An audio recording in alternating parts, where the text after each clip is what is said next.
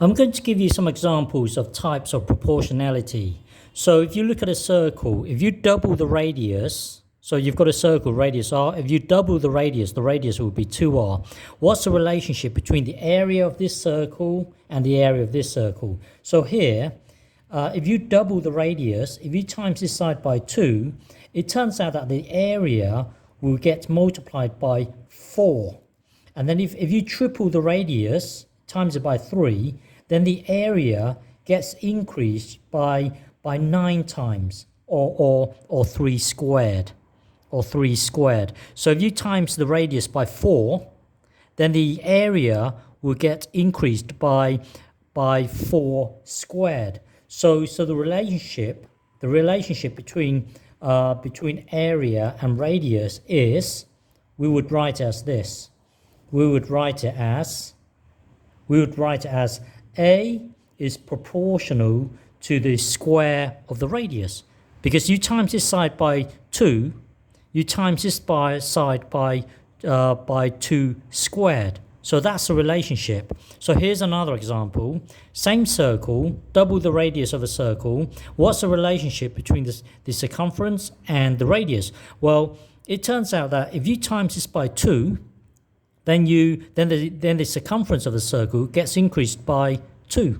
If you times this side by 3, then this gets multiplied by 3. So here the relationship is that the circumference is proportional to the radius.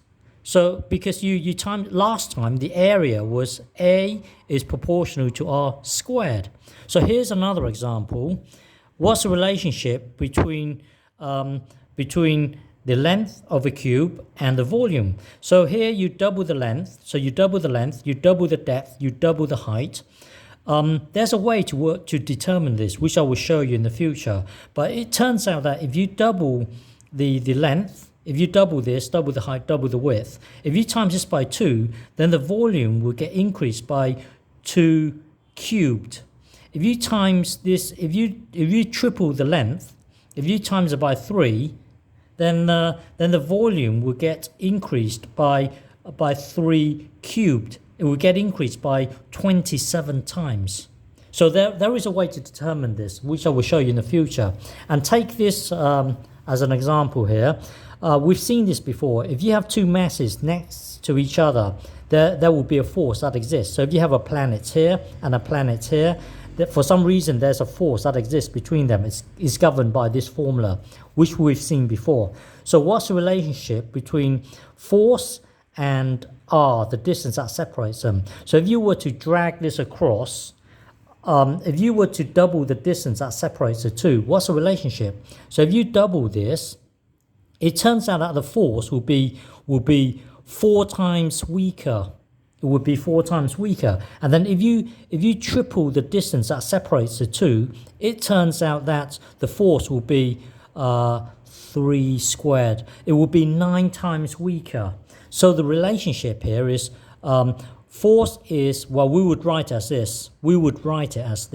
1 over r squared.